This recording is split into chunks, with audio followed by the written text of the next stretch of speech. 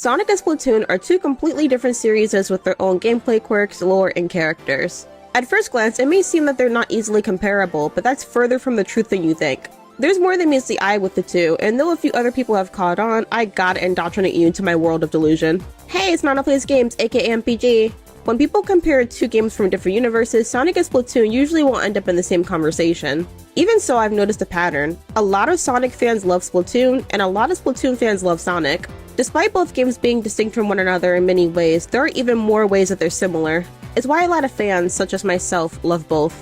I've been sitting on this video for months. One night a couple of weeks ago, my boyfriend sent me a tweet comparing Sonic and Splatoon, and all I could do was sigh and push back my other video so I could dedicate my revived motivation to this one. I swear to God, he did it on purpose. That's just how strong my love and/or obsession for both series is, I guess. Anyway, with that out of the way, let's compare.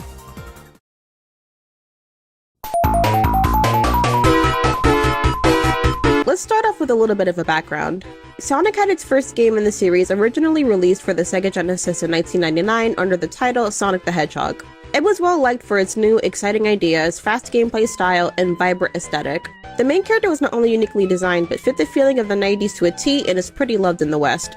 Splatoon, on the other hand, was released 24 years later in 2015 as one of Nintendo's new IPs. Its first game was released on the Wii U and was as innovative as it was unlike anything anyone had ever seen before. The characters were cute, distinctive, and spoke in slightly outdated slang. Its gameplay and how borderline bizarre it was got a lot of attention, with a lot of focus on going in and out of squid form. Though it was a pretty new game and very outside of the box, it became one of the many faces of Nintendo, especially in Japan. Starting to recognize a pattern yet? If not, let's start with aesthetics and appearances. Sonic fans are pretty infamous for being absolutely in love with the Blue Blur's overall style. Unlike Splatoon, the games have changed quite a bit over the past, almost 34 years, but some reactions remain the same. Both games may be different, as Splatoon is a shooter and Sonic is more platforming based, but there are some cool tricks you can do in both. For example, the trick mechanic in the Rush titles is not just to fill up a boost gauge, but to also make the player feel cool as they zoomed across the stage.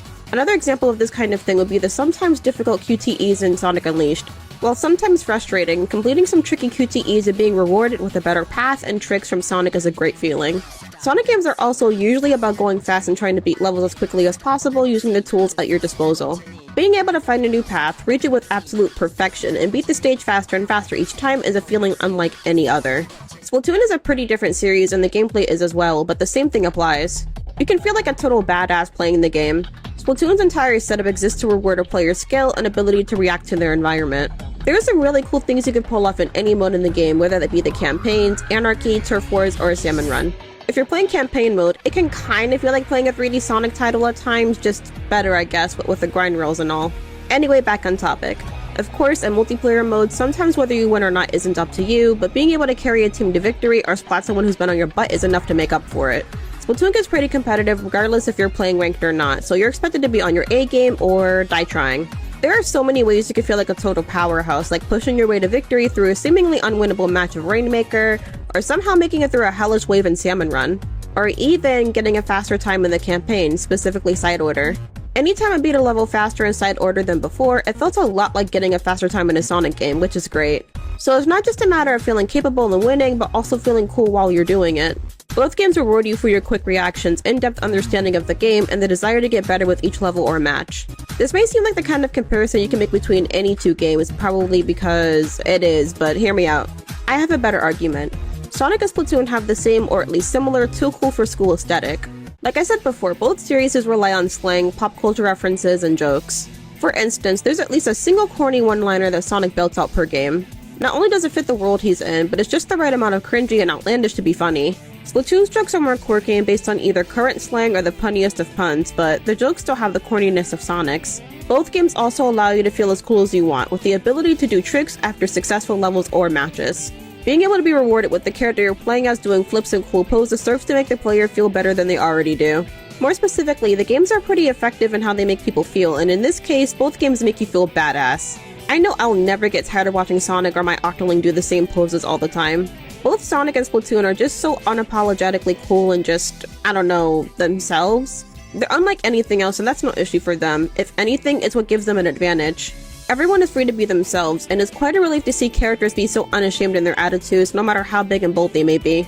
It really does end up intentionally or unintentionally being an inspiration. Sonic exudes coolness, as do the other characters in his universe with all the crazy and amazing accomplishments they have under their belts. In Splatoon, you also have characters doing badass things you wouldn't expect them to be able to do, prompting scenes that never get old. And even outside of canon events, I could very easily imagine Sonic characters doing Splatoon emotes or even wandering around the city. Speaking of which, both Sonic and Splatoon's characters are high points for both series. Both Sonic and Splatoon have a very colorful cast that people adore. The characters are likable and have some endearing traits and goofy conversations with each other. The dynamics between characters are super refreshing and honestly don't feel too forced or unnatural, something I don't see very often. The characters are also unique looking and very stylized, both being based on animals. Everyone loves playing as cool or cute looking characters they can wreck shit with. I personally believe that these types of character designs are made to be remembered and adored for a very long time, if not forever. While the characters in Sonic games are not usually customizable, they're all very bright and somehow manage to stick out with their accessories, species, and other things. All of them are distinct, and despite having such a simple design, Sonic is of course the most recognizable of the bunch. It's similar to Splatoon in that regard, though you have a lot more freedom to customize in those games. Splatoon characters look just as unique and adorable, and again, people love games that make them play as cute characters. It also makes it 10 times more fun that you can style your Inkling or Octoling however you want. Both games introduce you to unique character designs, one of which is pretty static but has stayed iconic over the years, and the other in which you have control over your character style. Again, at their conceptions, it's unlike anything anyone's ever seen before. It's amazing what people are capable of creating sometimes. Moving on, I would also say the subject matter of both series are pretty similar. To put it bluntly, Sonic and Splatoon is about fighting for what's right, whether that be against oppression or world-ending horrors. You can also say that both games are pro-environment and are kinda warnings against pollution and anything else that can cause harm to the world. In spite of how child-friendly they both are, alongside extinction and Earth death, they have surprisingly darker themes involving death, slavery, war, and more. They also have subjects regarding change and forgiveness, like Sonic having many characters from the good side and Splatoon having Inklings and Octolings live together again. This is also kinda related, but both Sonic and Splatoon have similar gameplay concepts. Alongside the more lighthearted main story, you get the chance to play darker, more serious stories in the shoes of a supposed villain such as the Octoling named Agent 8 or Shadow. At the end, both characters help stop the echoes of a scientist from destroying everything and basically committing a genocide. Things go from being almost stress-free and low stakes to being, well, really stressful and catastrophic very quickly. Multiple stories and the distinction between them is something a lot of people can appreciate. Everyone likes to look from the other side of the glass, and both SA2 and Octo Expansion do a fine job of making you feel for someone you originally thought was evil. Both series are just as much about forgiveness as they are about perseverance and determination. Like I said earlier, these characters can pull off some amazing stuff. The reason for that, though, are the series' antagonists. You got your recurring villains like Eggman and DJ Octavio, both of whom you can temporarily team up with. Eggman and Octavio both appear quite often and are usually to blame for any perceived mishaps. Despite how few entries Splatoon has, Octavio has appeared in all 3 games of story modes, albeit the third one where he only appeared as a temporary adversary. Eggman is a lot more relentless, but both appear pretty often and are not to be ignored. They're both over the top and theatrical, and in a weird way, obsessed with technology and use it to their advantage. Each contraption or robot just seems so creative and lively, it's hard not to love how they look. Eggman might be a lot more evil, but I can't help but think that both him and Octavio are similar in their goofiness and occasional feats of strength and or ability. Might be standard tropes, but they're still pretty similar. Moving forward, the environments for both series are also pretty amazing. There's just something about the environments that really stick out to me. Maybe it's the city feeling? Like, you feel cooler speeding through or playing in a city setting than a countryside one, right? A lot of Sonic games take place in the city, and Splatoon is all about that self-indulgent city life. The scenery is lively and full of things to do and people to see. Dare I say they're better, prettier, and safer than any city I've been to. It makes you feel like there's so much to do and explore, and the designs are totally gorgeous. Also better than the US's almost non-existent walkable cities. Even the quote-unquote non-city environments in the games are vibrant, beautiful, and so visually appealing. It's almost as if the world is opening up to you more and more, showing you the beauty that can be found in these games. Anyway, the music for both the games couldn't sound more different, but do their job in getting the player hyped up in their own ways. Big Night of the Wind and Fly Octo Fly.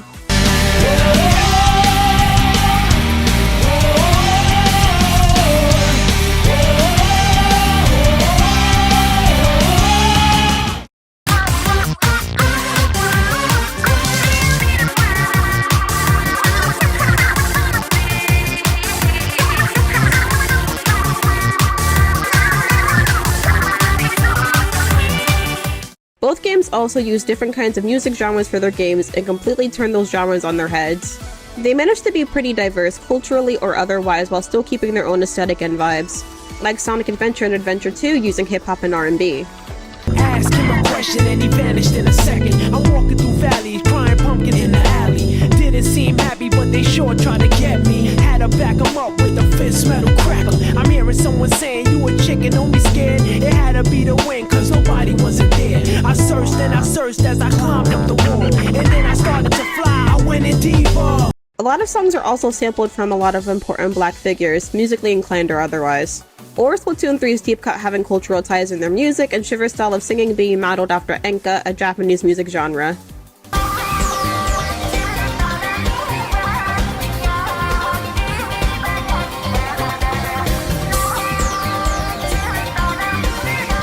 You could even say that both series are known for their music, though one is a bit of an acquired taste. I'll let you take a guess as to what series I'm talking about. Either way, music plays a big part in both games. It's all fans can ever talk about a lot of the time. Every time a new Sonic game drops and has new music, I'm sad.